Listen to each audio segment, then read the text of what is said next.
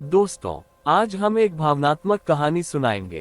इस कहानी का नाम है मदन हलवाई। चलिए कहानी सुनते हैं। मेरा नाम रोहित और मेरी पत्नी का नाम राधा है और मेरा 5 साल का बच्चा जिसका नाम बंटी था। हम सब रास्ते से जा रहे थे तो मुझको गर्मा गर्म समोसे की खुशबू आते ही मैं समझ गया कि मदन हलवाई की दुकान के पास हम पहुंच गए हैं।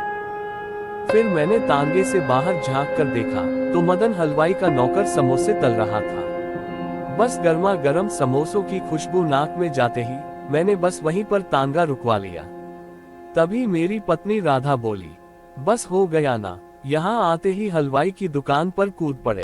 तब मैं बोला, अरे देखो तो राधा, कितनी अच्छी समोसों की खुशबू आ रही है। कौन सा रोज रोज यहाँ आते हैं, अब आए हैं तो घर लेकर चलते हैं। फिर मेरी पत्नी राधा बोली, ठीक है, ले आओ समोसे।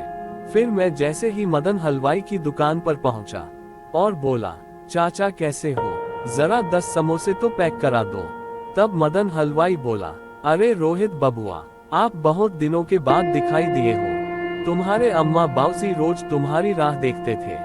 फिर मैं बोला, हाँ चाचा बात तो ठीक है, लेकिन क्या करूँ, शहर में काम ही इतना होता है कि समय ही नहीं मिलता। ऐसे ही बातें करते करते हलवाई ने समोसे पैक कर दिए। मैं समोसे लेकर जल्दी से तांगे में अपनी पत्नी राधा के साथ बैठ गया। तभी बंटी, जो कि मेरा 5 साल का बेटा था, तो मेरा बेटा बंटी बोला, रोहित पापा, मुझे भी दो न समोसा।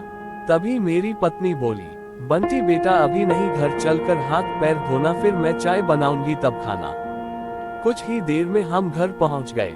हमको अम्मा बाबूजी से मिलकर अच्छा लगा। बंटी फिर से समोसे खाने की जिद दादी के सामने करने लगा। भला दादी कैसे अपने पोते का दिल तोड़ती। तभी दादी ने तुरंत एक समोसा निकालकर अपने पोते बंटी को खाने के लिए दे दिया। फिर बंटी एक हाथ में समोसा लिए और दूसरे हाथ में पतंग उठाए हुए छत की ओर चल दिया। उसकी दादी ने बहुत सी पतंगे इकट्ठी कर रखी थी। वह समोसा खाकर पतंग उड़ाने की तैयारी करने लगा। नीचे आंगन में सब बैठकर समोसे खा रहे थे। तभी राधा चाय बनाकर ले आई।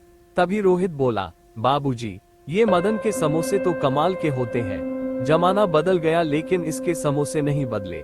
बाबूजी बोले, हाँ बेटा, इसके समोसे के स्वाद से लोग खींचे चले आते हैं। अम्मा ने कहा, छोड़ो इन बातों को बेटा, पहले ये बता कितने दिन के लिए आया है, अब रुक कर जाएगा कि नहीं। तब रोहित बोला, अम्मा जी, मैं तो परसों चला जाऊंगा, अब क्या करूं, छुट्टी नहीं मिल रही है। राधा और बंटी रहेंगे कुछ दिन आपके साथ। अम्मा का चेहरा थोड़ा सा मुरझा गया, लेकिन फिर पोते के बारे में सोचकर उन्होंने अपनी सहमति जता दी। इधर बंटी अपनी ही धुन में पतंग उड़ा रहा था। शहर में ये सब कहाँ मिलता था। तीसरे दिन रोहित अपने काम पर वापस चले गए। बंटी की छुट्टियां थी तो राधा और बंटी रुक गए। कुछ दिन बाद रोहित बंटी और राधा को लेने गया। मदन हलवाई की दुकान के पास पहुंचकर उसने देखा कि दुकान बंद है। घर पहुंचा तो पता लगा कि मदन हलवाई का बेटा बहुत बीमार है। उसकी ही देखभाल में वह लगा था। अगले दिन मैं राधा और बंटी के साथ घर वापस आ गया। कुछ दिन बाद रात को करीब 1 बजे डोर बेल बजी। गेट खोला तो देखा सामने मदन हलवाई खड़ा था। मदन हलवाई बोला, रोहित भैया माफ करना, इस समय तकलीफ दे रहा हूँ। आपके बाबूजी ने पता बता दिया था इसलिए आ गया। तब रोहित बोला, क्या बात है, सब ठीक तो है, तुम अंदर आओ।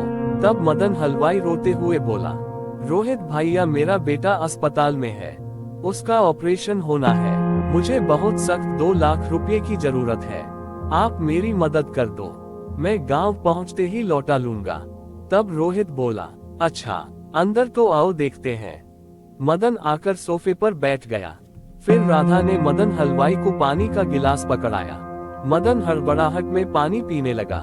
फिर मैंने राधा की ओर देखा तो राधा ने इशारे से पैसे देने को मना कर दिया। फिर मैंने मदन हलवाई से कहा, भाई साहब इतना पैसा तो मेरे पास है नहीं, अगर 10-20 हजार की बात होती तो बात कुछ और थी। तब मदन हलवाई ने रोहित से कहा, भाई या किसी और से दिलवा दो, कल मेरे बेटे का ऑपरेशन है, कितनी भी ब्याज पर दिलवा दो, बहुत परेशान हूँ। तब मैंने जवाब दिया, अच्छा मैं देखता हूँ कौन सा हॉस्पिटल है, तुम वहाँ पहुँचो। मेरे से जो भी बन पड़ेगा मैं करूंगा। सुबह मैं हॉस्पिटल आता हूँ। मदन हलवाई हॉस्पिटल का नाम बताकर जाने लगा। जाते जाते मदन हलवाई ने मेरा हाथ अपने हाथ में लेकर कहा, रोहित भैया, शहर में बस आप ही का सहारा है, ध्यान रखना। उसके जाने के बाद राधा ने अपने पति से कहा, कोई जरूरत नहीं है इसे पैसा देने की, कोई हमारा रिश्तेदार तो है नहीं। तब मैं बोला, अरे राधा, मुसीबत तो किसी पर भी आ सकती है, मैं सोचता हूँ इसकी मदद करनी चाहिए। राधा बोली, लेकिन अगर पैसे वापस न किए तो हम क्या कर लेंगे।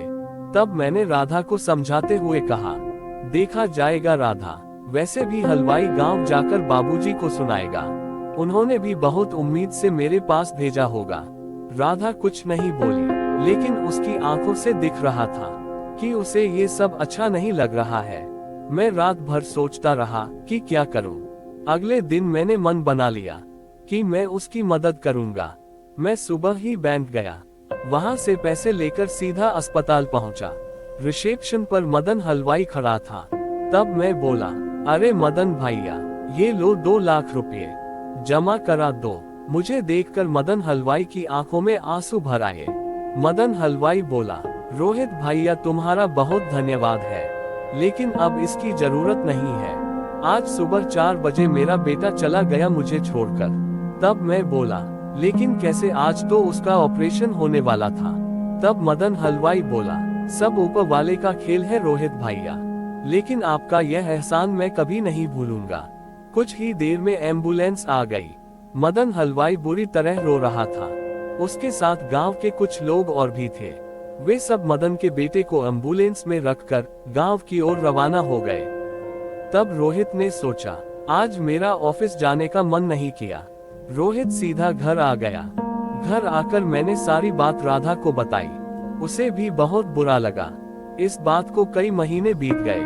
कई महीने बाद मुझे फिर से अपने घर जाने का मौका मिला। मैं अकेला ही जा रहा था। तांगा मदन हलवाई की दुकान के पास पहुंचा तो देखा वहां कोई और बैठा है। मैंने कहा, भैया जरा 10 समोसे पैक कर देना। और मदन भैया कहाँ हैं? दिखाई नहीं दे रहे हैं।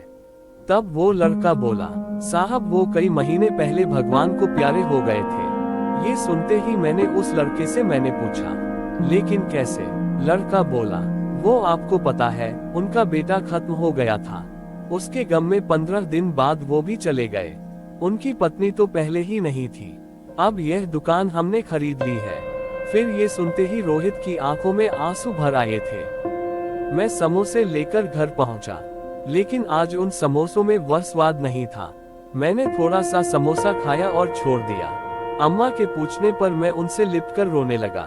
रोहित अम्मा से रोते हुए बोला, मदन हलवाई से मेरा कोई रिश्ता नहीं था, लेकिन बचपन से उसकी दुकान के समोसे खाकर हम दोनों के बीच एक रिश्ता बन गया था, जिसके कारण वह मेरे घर मदद मांगने आया था।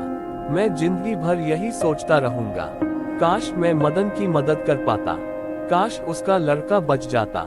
चलिए दोस्तों, आज के लिए बस इतना ही। फिर मिलेंगे एक नई कहानी के साथ। ऐसे ही और मजेदार कहानी सुनने के लिए हमारे वीडियो को लाइक, कमेंट और चैनल को सब्सक्राइब जरूर करें।